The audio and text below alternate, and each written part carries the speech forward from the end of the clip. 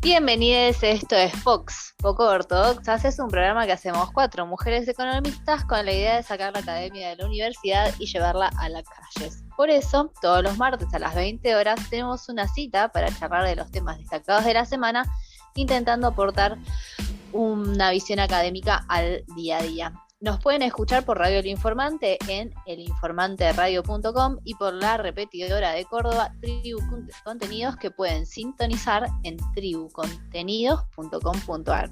Y si no pudieron escucharnos en vivo, recuerden que subimos cada emisión en formato podcast y nos encuentran en su plataforma de podcast preferida o en YouTube. Como cada martes, tengo el gusto de presentar a las coconductoras de este programa. Bienvenidas. Buenas noches, Santo Gerbaji, ¿cómo estás? Hola. ¿Qué tal, Ana Laura Jarú? Hola, buenas noches. Y finalmente, Pía, ¿cómo andás? Buenas noches, chicas, ¿cómo están? ¿Todo bien? Bueno, mi nombre es Noelia Méndez Santolaria y les doy la bienvenida al programa de hoy, donde vamos a charlar de palabras mágicas, de chismes no tan mágicos, de cómo vienen las perspectivas en lo local y de qué es el Club de París, que tanto oímos nombrar. Para la entrevista no se la pierdan porque recibimos a Nico Segoya, que nos va a hablar sobre la integración financiera internacional y las finanzas corporativas y cómo eso nos afecta en el día a día a la economía real. ¿Qué les parece si arrancamos con las consignas? Buenísimo. Bueno, no sé por qué lo digo en plural, porque es una sola consigna y es bien cortita y al pie. Si pudieran tener un superpoder, chicas, ¿cuál sería? Teletransportación. Esa, re rápido lo tenía. Sí, me encantaría. Yo volvería... Ay, qué lindo. Yo viajaría, pero al pasado, como encontrarme en otra época, a ver cómo era. Wow. Ay, me gusta, sí. Bueno, a mí me gustaría volar. Ay, ¿en serio? A mí sí. un poquito de vértigo me da, Yo siento que sería como que si... Siempre discuto esto, ¿no? Como que si podría volar, siento que sería como correr. Y me canso. Entonces prefiero teletransportarme. Pero es un superpoder, o sea. Aparte que vas a volar haciendo brazadas. Claro. Imagínate. Muy bien la economista, igual buscándole el costo a todo. Optimizando. Claro. Bueno, para nosotros, los economistas, sería un segundo superpoder, porque en realidad todo economista tiene una palabra mágica y un superpoder que se activa cuando decimos ceteris paribus. ¿O no, chicas? Así Sí, es como una trampa más que un superpoder. Es como una cláusula mágica, porque ceteris paribus, en rigor, es una locución latina que significa, literalmente, siendo el resto de las cosas iguales, o sea que te deja el resto de las variables en un mismo inamovibles. Yo me acuerdo que cuando yo era chica había un programa en Discovery Kids que se llamaba Bernardo y su reloj, y ceteris paribus me hace acordar a lo que hacía Bernardo. Porque Bernardo tenía algún problema y activaba el reloj y el tiempo paraba. Y él podía hacer todo lo que quería, podía jugar, casi siempre lo usaba igual para hacer la tarea, o sea, un superpoder, o sea, medio Nerd. medio con doble filo, claro. Pero bueno, nosotros decimos ceteris paribus y activamos ese reloj. Hay un montón de palabras en las series, no sé, se me ocurre las de Game of Thrones y el famoso Dracarys, con el que Daenerys Targaryen hace que sus hijitos dragones escupan fuego. No sé si ustedes tienen alguna otra. Wingardium Leviosa de Harry Potter. Sí.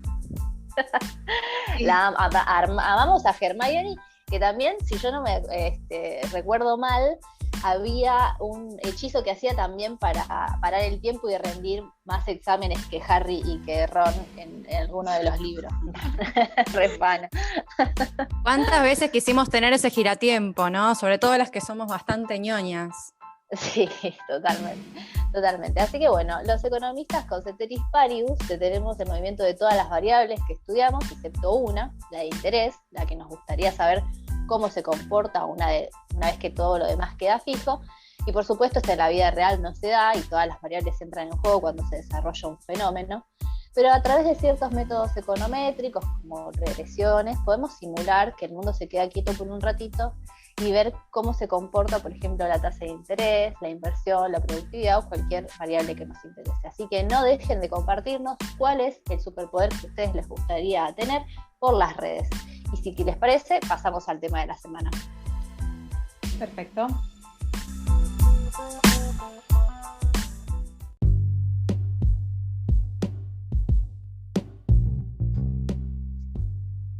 Y el tema de la semana, en realidad es la noticia con mayúsculas, fue el dato de inflación del mes de marzo, que nos sorprendió a todos al escalar al 4,8% mensual. Si bien ya esperábamos que iba a ser un número alto, por lo menos yo no pensé que tanto. ¿Ustedes, chicas, cómo lo veían? Altísimo, sí, un montón. Y creo que nadie lo previó porque en el PRODE, que suelen atinar bastante, en el PRODE que organizamos por Instagram, nadie vaticinó este número. La que más cerca estuvo fue una POX y la descalificamos. Por POX, claro. Bueno, esta suba del 4,8 mensual implica que en el año hubo un alza de 42,6, que tiene que ser contrastado con lo que espera el gobierno para este año, que es del 29% según el presupuesto. Yo ya pienso que esto no se va a cumplir. E incluso si se sigue a este ritmo se podría hasta llegar al 70% de inflación, aunque bueno, también lo que había anticipado Guzmán y varias consultoras también es que este mes fue un pico grande, pero que después tiene que ir mermando. Sin embargo, no se llegaría a esos 29%, sino que estaría más bien en el 46-47% anual. Y en este sentido también tenemos que advertir que el dólar está planchado, así que no le podemos echar la culpa al dólar. No podemos echarle la culpa a la demanda, porque supuestamente está contenida, ¿sí? por la pandemia. Y bueno, entonces varios economistas más afines a Milei y compañía dijeron, bueno, vieron que al final es todo por inflación de base monetaria, digamos, la oferta monetaria que se expandió en 2020 está dando los resultados inflacionarios hoy, porque tampoco podemos decir que hay un problema de puja distributiva, porque acuerdos salariales, los que hubo fueron pocos y todavía no impactaron, y también están cerrando conforme a lo que eran las expectativas del gobierno, que están en torno al 30-35% según tengo entendido. Así que creo que lo que se puede concluir es que Argentina es el país en donde todas las teorías mueren, porque somos un gran experimento social, pasamos por todo, pasamos por lo de la emisión cero, pasamos por la puja distributiva y nunca podemos llegar a una conclusión sobre cuál es el origen de la inflación. Exacto, sí, tenemos que tener nuestras propias leyes, porque ahora que mencionás eso, un punto importante que también fue debate, la típica ley de oferta y demanda, ¿no? Que aumenta el precio porque aumenta la demanda. Sin embargo, por ejemplo, el segundo rubro con mayor aumento fue indumentaria y calzado, que llegó a un aumento de 10,8, ¿no? Y todos se preguntan, ¿cómo puede ser si estamos todos en casa con jogging y ya uno no se compra ropa? Entonces empezó a surgir esto de que al haber tantos meses en que estuvo cerrado, que estuvieron cerrados los shopping, los locales, de alguna manera tienen que aumentar mucho los precios para poder compensar todos esos meses de inactividad que tuvieron, esto de local a la calle, ¿no? Porque entiendo que por e-commerce siguieron vendiendo, o bien adelantarse ante un eventual nuevo cierre. Entonces ya hasta tenemos que poner en duda la ley de 6, digamos, ¿no? Oferta y demanda. Yo igual creo que eso tiene mucho que ver con que somos muy como que hiperadaptativos, ¿no? Pasamos por tanto que somos el agente, el que lo puede prever todo. Somos económicos. Sí, pero vieron que en la teoría de las expectativas hay algunos que dicen, bueno, las personas no pueden prever todo lo que va a pasar, y hay otros que dicen no. Los agentes se adaptan, saben lo que va a suceder y entonces adaptan sus estrategias a lo que los gobiernos hacen o la realidad. Para mí nosotros somos esos. Y pesimistas también. Sí, esperamos siempre lo peor. Entonces, por las dudas, sabemos que el futuro nunca va a ser algo bueno. Exactamente, sí, es que hay mucho componente de la anticipación acá, de vivir esto de, bueno, hoy aprovecho porque no sé qué va a pasar mañana, exacerbado por la pandemia encima, ¿no? Pero acá hay mucho de esto de no sé cuándo vamos a estar hundidos en el tacho de vuelta, entonces ahora aprovecho que puedo ¿no? Sí, hay mucho de eso. Y otro de los rubros que subió muchísimo fue educación. En realidad este fue el que más subió, de un 28,5%. Fue muy, muy grande en un contexto de inicio de clases y vuelta a la presencialidad, entre comillas, porque ahora estamos que medio que vamos y que venimos. Y también debemos advertir que en estos meses, en los primeros meses del año, es cuando se concentran los aumentos de los precios regulados, lo que es ajustar un poco tarifas de luz, gas, qué sé yo. Ahora incluso el mes que viene corre un aumento de 4,5 en las prepagas que fue autorizado por el gobierno, y bueno, son todos factores también que apuntalan la suba, y es por eso que el gobierno dice, bueno, este mes es de un aumento fuerte, pero después debería ir mermando. Vamos a ver si esto es así. Yo creo que el tema de cuán abierta está la economía va a impactar muchísimo en esto. Y un tema importante que se destacó también en un medio de comunicación es lo que pasa con el dólar, porque ahora tenemos un dólar planchado, pero la inflación, si sigue creciendo a este ritmo, se da un escenario de apreciación cambiaria y el mercado tarde o temprano también reacciona a eso, con lo cual es un nuevo frente que el gobierno debería controlar para no caer en una tensión cambiaria similar a la que tuvimos el año pasado, que fue bastante fuerte. Sí, tal cual. Y hablando de eso, también tenemos deudas que afrontar con los dólares, así que podríamos ver cómo nos está yendo con el Club de París, ¿no, Pía? Sí, Santo. Y sí, estuvimos leyendo bastante, me imagino que todos, tanto ustedes como los Foxers, leyendo de la recorrida de nuestro ministro de Economía, Guzmán, en Europa, en el Club de París, justamente porque, a ver, es un foro de varios acreedores y deudores que componen varios países. Es por eso que el ministro no solamente fue a París y fue a otros lados. Y la intención es una renegociación de una deuda existente, que cuando es que contraímos esta deuda, se contrajo en varias etapas, pero fue esencialmente durante los gobiernos de facto. Por eso es justamente la acumulación, ¿no? Porque inicialmente teníamos unos casi 1.900 millones de dólares que en la época del gobierno de Cristina Fernández de Kirchner asumió a casi 9.700 entre intereses, revaluación, o sea, devaluación de monedas, etcétera. En ese momento, el ministro de Economía de Cristina Kirchner, que era Axel Kicillof, hizo una renegociación y además accedió a pagar una porción de esto. Hoy en día, la composición de lo que debemos actualmente al Club de París es de 2.400 millones de dólares, o sea, una reducción sustancial, pero una reducción que hoy en día nos implica unos más o menos 300 millones de dólares anuales en concepto de intereses que hay que pagar sistemáticamente, ¿no? Entonces, como primero que es un gasto corriente bastante alto, y además hay un vencimiento muy importante, que justamente son estos 2.400 millones de dólares que quedaron hoy restando, que hay que saldar a más tardar a julio. ¿Y cuál es la cuestión? Que si hoy, en este momento, el gobierno actual asume esa deuda, puede entrar en riesgo de default, puede perder el acceso a estos derechos especiales de giro que habíamos hablado en unas emisiones anteriores de 4.300 millones de dólares que eran del FMI, y además puede obviamente perder acceso a otras opciones de crédito, de inversión extranjera, que podrían complicar mucho la situación actual. Con lo cual, Martín Guzmán se dirigió a Europa, esencialmente a París, que es donde pudo conversar con Bruno Le Maire, que es el ministro de Economía francés, y con Emmanuel Moulin, el secretario general del Club de París, para justamente poder renegociar esto y solicitarles que, a los fines de alinear la reestructuración con el FMI y con el Club de París, de solicitar una extensión del plazo, poder presentarles un poquito más completa la renegociación del FMI cuando la terminen de cerrar, y al mismo tiempo poder disponer de ese dinero, acceder a los derechos especiales de giro y poder dar un panorama un poquito más sostenible, sobre todo en base a lo que se viene, ¿no? Ahora en este momento en términos de restricciones y una posible segunda ola del COVID, ¿no?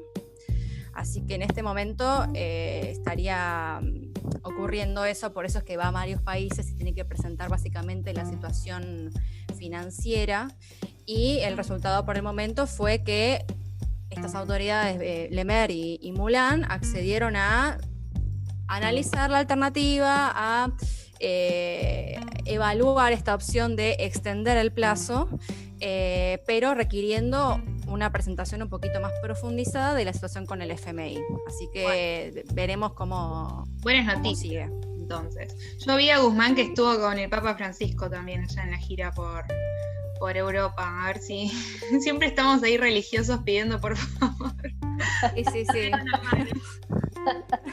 Capaz ahí tenemos un toque que nos puede dar una ayudita más. Esperemos que sea de utilidad, pero bueno, ese digamos que fue una perlita dentro de la visita, pero después esencialmente yendo a Alemania, Dinamarca, etcétera, fue más que nada para poder explicar este contexto. Ahora igualmente se fue a Rusia para negociar lo que es una mayor provisión de la vacuna y además poder acceder a la fabricación in-house, digamos, ¿no? Dentro del país de la vacuna Sputnik, que bueno, este es otro capítulo que podemos tratar quizás en el box que viene. Muy bueno. Sí, me mata el multitasking de Guzmán. Ya que estás por ahí, negociate. Hacen rendir ese pasaje a Europa, ¿eh? Sí. Muy rendidor, muy rendidor.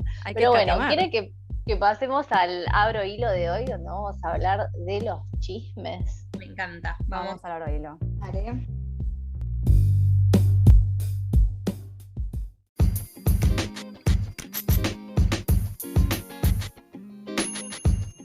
Y nos metemos entonces en el abro hilo de hoy. Como bien anticipaste, Noé, vamos a hablar de chismes. Un tema que a mí particularmente me apasiona. Pero sí, soy amante del chisme, me encanta. Y este abro hilo es basado en una nota de The Wall Street Journal que confirmó algo que todos sabíamos, pero si lo dice The Wall Street Journal como que tiene otro level, que no es lo mismo que lo diga yo, digamos, pero sí. Vamos a empezar con un tuit del periodista Luis Carlos Vélez que dice: el chisme es lo que más se extraña de la oficina en momentos de teletrabajo por la pandemia. Y todo este tuit es en base a una investigación que hizo The Wall Street Journal, como les contaba, que viene a traer la importancia de los chismes de la oficina. Que ahora parece que los trabajadores sienten un agujero en sus corazones que no pueden llenar con la virtualidad. Igual, perdón, pero ¿no se llenarían con grupos de WhatsApp? Bueno, parece que... Ay, para mí no es lo mismo, ¿eh? El grupo de WhatsApp, captura de pantalla te deja escrachado, ¿entendés? O un reenvío de un audio. Es grave. Y además, no sé si ustedes acostumbran, yo soy mucho de tomar mate en el trabajo y para mí no hay nada mejor que tipo cebarle un mate, ahora posible pandemia, cebarle un mate a alguna persona que le tengo que hacer por una consulta de trabajo, me siento un ratito al lado del escritorio, nos tomamos un mate, trabajamos un poco. Eso no lo puedes hacer más. A mí me refalta. Se inhibe con los grupos de WhatsApp, aunque también hay grupos de WhatsApp paralelos que no está Mengano, o sea, eso también existe. Pará, ahí. Eso es para problemas. Porque yo lo tengo, perdón, quiero decirlo. Bueno, la mayoría en las encuestas dicen que sí, no mentira. Pero sí. O sea, según este informe de The Wall Street Journal, la conclusión de este informe dice que siempre que se practiquen los chismes con amabilidad y tacto, los chismes y rumores de oficina con colegas es saludable para los trabajadores, ¿sí? O sea, es algo bueno. Y aparte parece que los chismes tienen mala reputación. O sea, la gente no dice que es algo bueno. Para mí sí es algo bueno, pero la mayoría dice que no. Yo tengo igual, Anto, perdón que te interrumpa, pero yo tengo igual un aporte negativo de los chismes. Yo he vivido un contexto un poquito hostil en un trabajo anterior, de una situación de dos empresas que convergían, dos grandes empresas que convergían. Nombre. No voy a delatar a la corpo. No, pero a ver, no porque la empresa haya hecho algo en sí, pero es un contexto en el cual hay dos empresas grandes que se fusionan y que hay duplicidad de muchos sectores.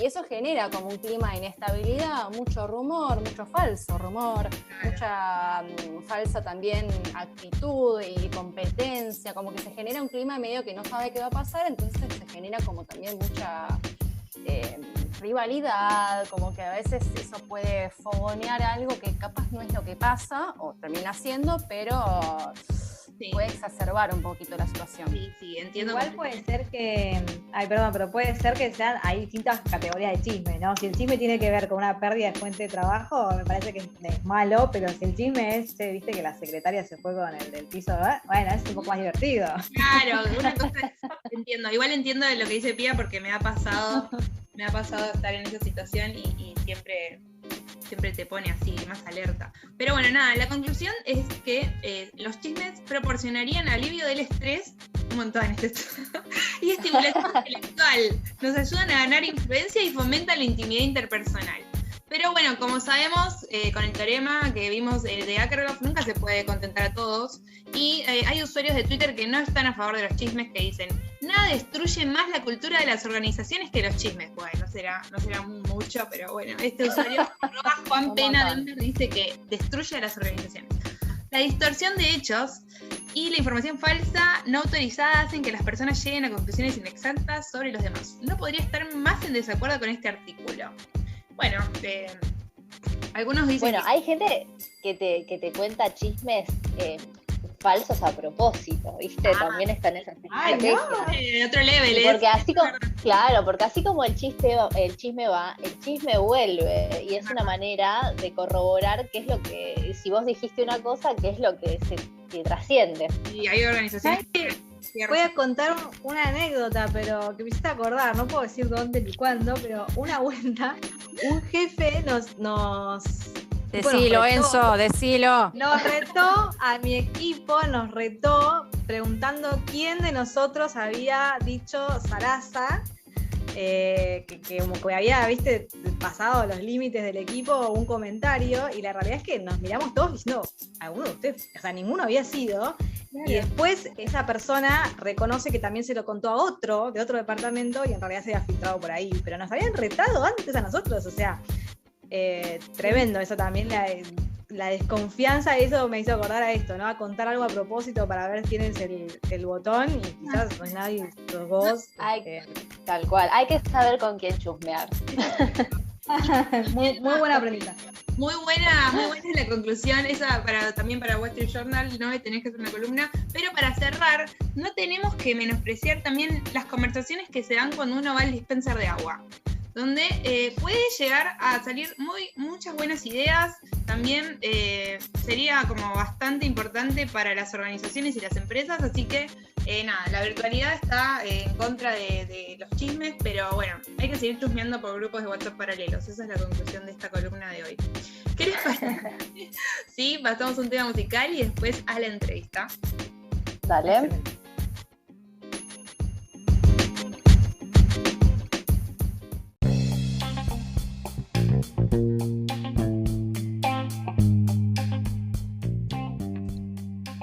Bienvenidos al segundo bloque de Vox. Esta vez, en el momento de la entrevista, nos toca hablar con Nicolás Cebolla, que es economista y doctor en economía por la Universidad de Buenos Aires. Es investigador de temas financieros y docente universitario de grado y posgrado en varias universidades nacionales. Fue becario doctoral de CONICET. Tiene artículos y capítulos de libros publicados en revistas científicas nacionales e internacionales, y actualmente es economista jefe de la Fundación de Investigaciones para el Desarrollo, FIDE. Buenas noches, Nicolás, ¿cómo estás? ¿Qué tal? Buenas noches. Un gusto estar acá con ustedes, con las famosas POCs. Bueno, gracias a vos por participar, es un honor.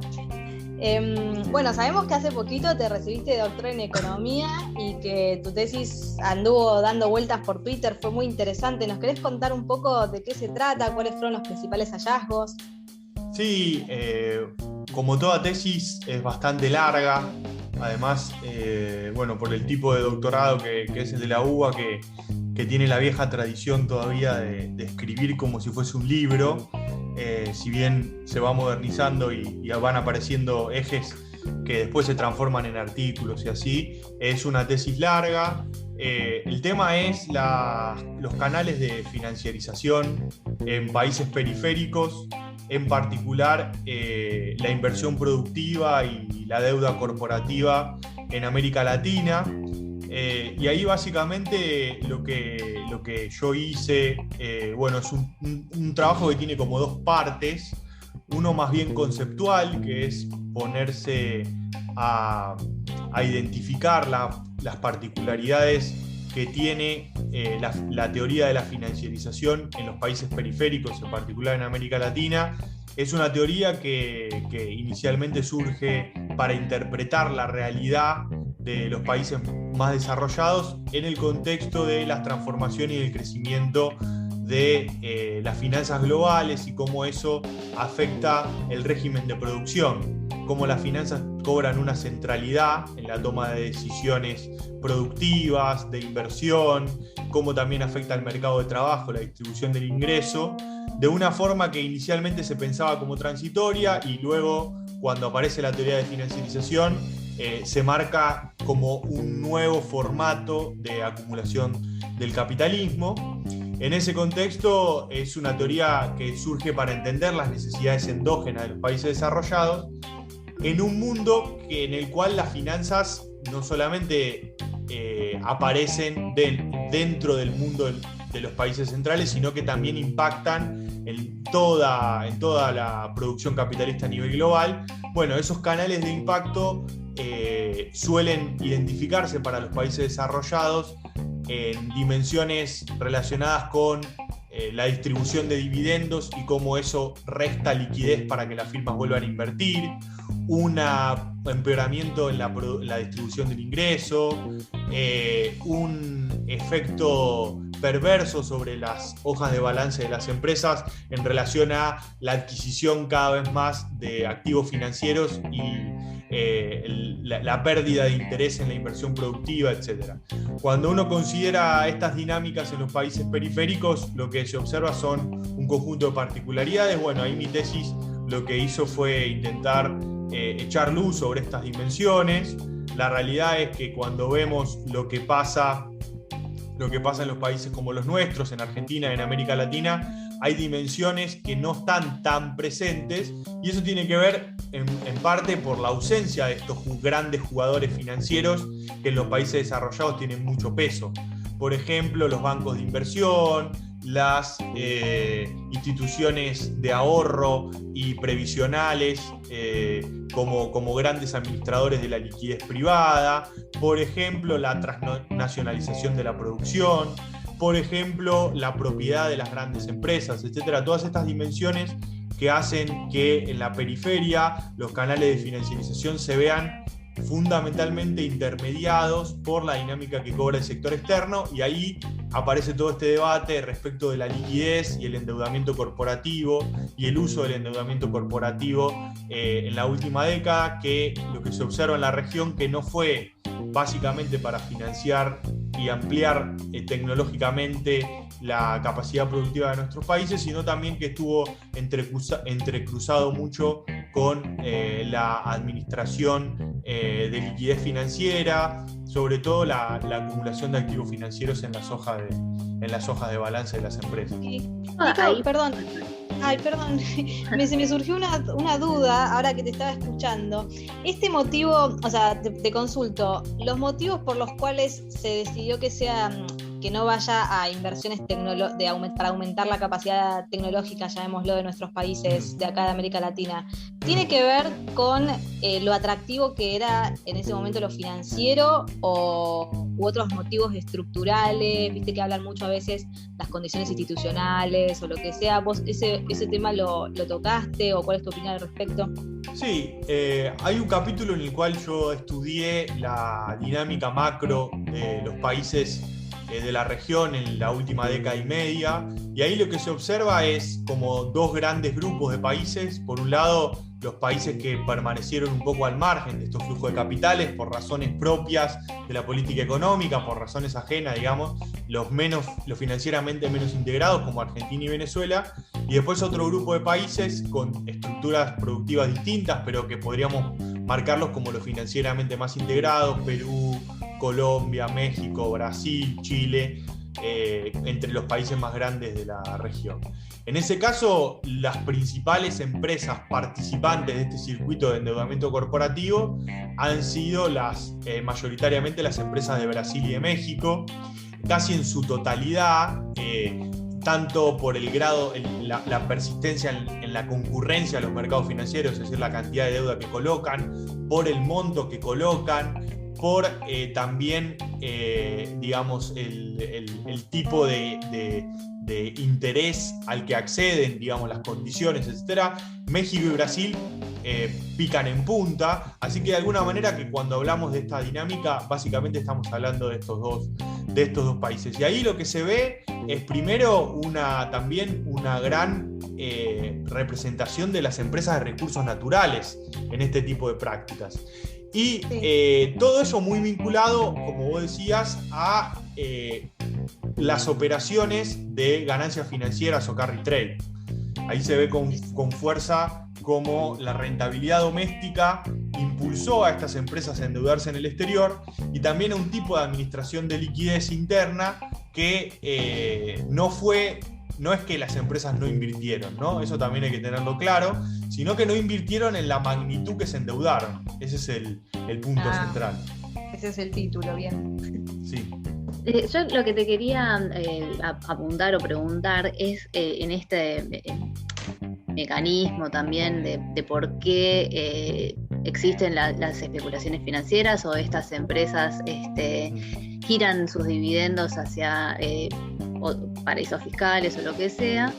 ¿En qué contexto estamos, ¿no? Porque parece que ser un país de riesgo, como puede ser Argentina, es buscado no solamente por los especuladores financieros, sino por otro tipo de inversores, o bajar los impuestos, que es una conducta que ahora está fuertemente criticando Janet Yellen desde el Tesoro en Estados Unidos.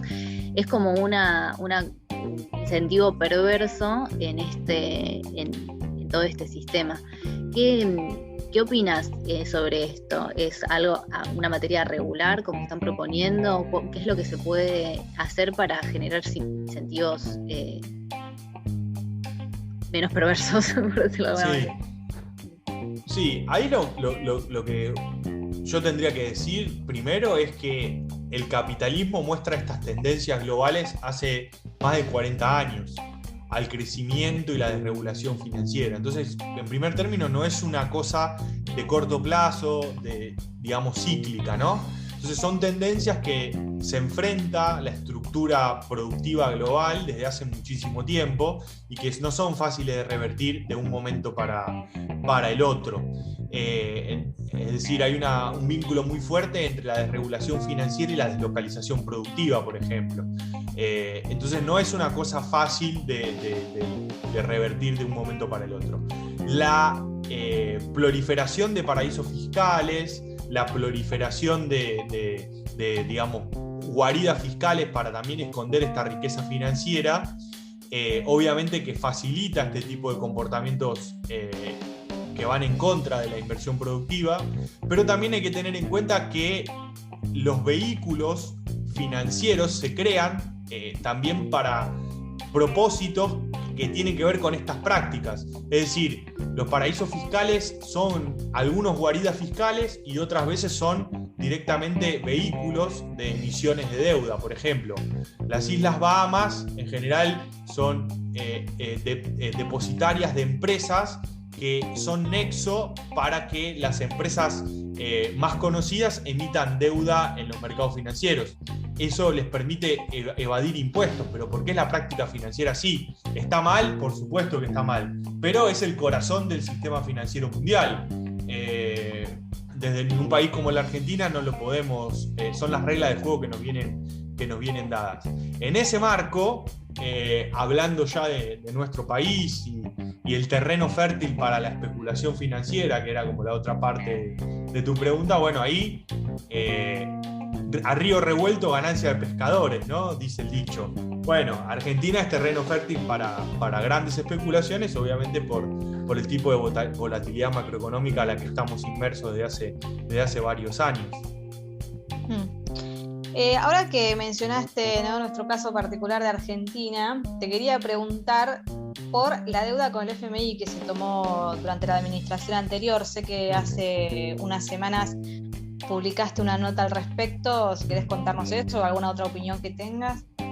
Sí, bueno, es una historia en desenvolvimiento todavía, la cuestión de la deuda argentina y el acuerdo nuevo que tiene que hacerse con el fondo.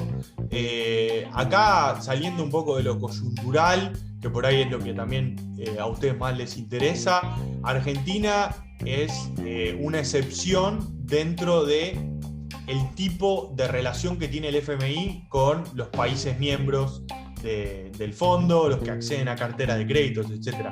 ¿Y por qué una excepción? Y por el volumen del crédito que tiene Argentina, medido en términos de la cuota dentro del FMI, es el más grande que se haya otorgado en la historia del fondo. Y también lo que empieza a pasar es que el tipo de objetivo bajo el que inicialmente se pensó este acuerdo fracasó al poco tiempo de andar. El acuerdo tenía por finalidad ser como un bache, ser primero un crédito de inyección de liquidez y después tener un background de crédito contingente. No sé si se acuerdan, en su momento estaba la discusión sobre si Argentina iba a pedir un acuerdo de stand-by, que es el que finalmente se pidió, o estos acuerdos de precautorios y liquidez. Bueno, el crédito inicial de Argentina tenía como dos partes, una parte precautoria y otro acuerdo stand-by. Finalmente el acuerdo se terminó activando al 100% por un stand-by, es decir que inicialmente la idea era hacer un puente frente a la turbulencia financiera por la burbuja de las LEVAC, etcétera, para que al poco tiempo el país pueda volver a los mercados financieros a refinanciar su deuda. Eso allá en agosto del 2018 se sabía que no iba a poder suceder. El Fondo Monetario fue acomodando los objetivos para el acuerdo argentino y ahí hay que decir, yo comparto la idea de que ya desde la primera renegociación en adelante hubo condiciones muy flexibles desde un punto de vista electoralista, en apoyo del entonces presidente Macri y su gobierno, que perduró hasta que fue derrotado en las elecciones primarias, lo que hizo que todo el desembolso del acuerdo esté muy vinculado al sostenimiento de un tipo de cambio y la desregulación de la cuenta capital, que fue el relato que conocemos como fuga de capitales. Parte del crédito se destinó al sostenimiento del tipo de cambio y fue lo que financió la fuga de capitales. Es paradigmático, lo que más está en cuestionamiento es el desembolso de julio del 2019, en el cual hay serias dudas sobre que Argentina haya incluso podido cumplir con los requerimientos que el mismo fondo impone sobre la sustentabilidad de la deuda para enfrentar ese desenvolvimiento de casi $5.000 millones en su momento, y ahí es cuando se habla de violar los estatutos del fondo, etc. Ese es el desembolso que está más cuestionado. Así que yo tengo una mirada muy crítica de lo que fue la experiencia argentina con el fondo, más allá de la cuestión del enfoque macroeconómico que pudo tener sobre el gobierno de Cambiemos. También el acuerdo tiene errores técnicos como los que acabo de marcar, que merecen ahí sí una revisión especial por la corresponsabilidad que pudo llegar a tener el fondo con la Argentina. Sí, y te hago una consulta que, bueno, es muy debatida en Twitter. ¿Qué es esto de que mucha gente dice, nosotros, bueno, durante el gobierno de Cambiemos tomamos deuda porque el gobierno anterior tenía déficit y tira y afloja entre déficit y deuda? ¿Es así como ellos? Bueno, quizás calculo que debes pensar que no, pero ¿cuál es el fundamento? ¿Cómo lo podemos explicar? Porque siempre se está discutiendo sobre lo mismo. ¿Quién tiene la culpa, digamos? Sí, claro. La forma más corta y simple de hacerlo es que ellos toman de manera equivalente la deuda en dólares y la deuda en pesos. Y básicamente lo que sucedió es que cuando uno mira el stock total de deuda, dicen no, pero la deuda no aumentó. Bueno, en parte es una dimensión, se explica por eso. Lo que estuvieron haciendo es pagar con dólares deuda en pesos. En el camino financiaron la salida de los inversores por las LEVAC, parte de esa deuda en dólares fue para ese monto. Y después lo que no consideran es un conjunto de deuda de corto plazo que habían emitido durante ese periodo, básicamente asociado a las LETES, que terminó también financiándose de manera indirecta con la deuda del FMI. Y después es todo digamos, bombardeo de estadísticas, pero básicamente lo que sucedió es que el acuerdo con el fondo empezó con 60 y pico mil millones de dólares de reservas, y luego de 44 mil millones de dólares de desembolsos, las reservas terminaron en el orden de los 45 mil millones. O sea, algo pasó en el medio, más allá de la situación patrimonial del Estado Nacional y la sustentabilidad de la deuda, que hizo que toda esa liquidez no quede en la economía argentina, ni en infraestructura, ni en nada útil, sino que fue el ordenamiento de un mercado de cambios totalmente flexible que terminó volando por los aires. Y tomando esto como un caso medio paradigmático de qué es lo que puede pasar en el peor de los escenarios, cuando un país tiene determinada integración financiera, ¿crees que es un momento para replantear la arquitectura financiera internacional, el papel que juega el FMI, el Banco Mundial? Por ahí todo el mundo quiere replantearlo, pero ¿crees que realmente en contexto de pandemia puede haber una ventana para que se repiensen estos sistemas y estas maneras de integrar de los países desarrollados en vías de desarrollo? Bueno, es central esa pregunta, ¿no? Yo me valgo de la experiencia que tuvimos hace 10 años con el estallido de la crisis financiera mundial y todo este conjunto de buenas intenciones que habían aparecido inicialmente en torno a las mesas de trabajo del G20, que implicó la creación de grupos especiales con ese objetivo, etc. Y la verdad que terminó quedando medio en la nada. Hubo en ese momento, como está sucediendo ahora, un cambio en la capitalización del FMI, se modificaron las cuotas, también se imprimieron DEG y se repartieron a todos los países, y medio que no pasó nada más que eso. En el medio un cambio de administración en los Estados Unidos, que también cambió el multilateralismo en todos los órdenes a una cosa mucho más centrada en la política doméstica, y ahora con la vuelta de los demócratas hay como también una vuelta al multilateralismo. Pero yo soy un poco más pesimista sobre estos cambios. Ahí vuelvo a la cuestión internacional, de que estas tendencias tienen muchas décadas y que se centran en estructuras productivas, no simplemente en negocios financieros que uno puede desarmar rápidamente o que podrían desarmarse con el estallido de una burbuja, sino que forma parte de la producción global y son tendencias más profundas. Sin embargo, sí marcar algo que está en agenda, que puede suceder con la Argentina, que es lo que comentábamos antes, eso de la excepcionalidad argentina dentro del fondo. Bueno, pongo el ejemplo de Grecia. Cuando sucedió el problema de la crisis griega, el FMI también aportó a una salida distinta. De hecho, Grecia tenía un programa especial que no se llamaba el programa griego de crédito, pero más o menos tenía ese nombre, que así como el Fondo Monetario, como un banco cualquiera, tiene créditos personales, créditos para automotores, hipotecarios, etc., el Fondo Monetario tiene créditos que también se llaman distintos, los stand-by, los de facilidades extendidas, etc. Grecia era merecedor de un crédito que tenía un nombre especial, que por la magnitud de Grecia dentro del FMI le merecía un trato especial. Ahora hay toda una discusión sobre si Argentina tiene que obtener un plazo de repago mayor al que nos garantiza el de facilidades extendidas. Bueno, en parte también eso implica discutir la arquitectura financiera global. De nuevo, Argentina como punta de lanza, siempre la excepción, parece una cosa media rara, ¿no? Siempre teniendo que ser la excepción a la regla, pero la realidad es que en el caso argentino la arquitectura financiera no permite una solución profunda al problema del endeudamiento, porque como está hecho el molde, no entramos nosotros. Necesitamos más plazo que 10 años para devolver el crédito, y bueno, eso también forma parte de la discusión de la arquitectura financiera internacional, lo que lo hace todo más complicado.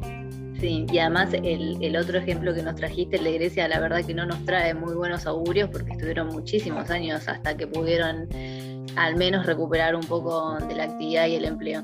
Pero bueno, Nico, hablaríamos toda la tarde de esto, nos quedan un montón de temas afuera y te comprometemos para en un futuro volver y charlar un poco más sobre esto, pero se nos acabó el tiempo, así que te agradecemos un montón por haber participado y por habernos traído un poco, abrirnos esta ventana a las finanzas internacionales. Bueno, muchísimas gracias, ha sido un gusto y nos vemos pronto.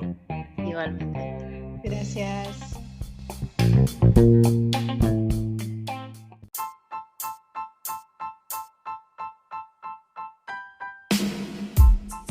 Hasta acá llegamos por hoy. Espero que lo hayan disfrutado tanto como yo.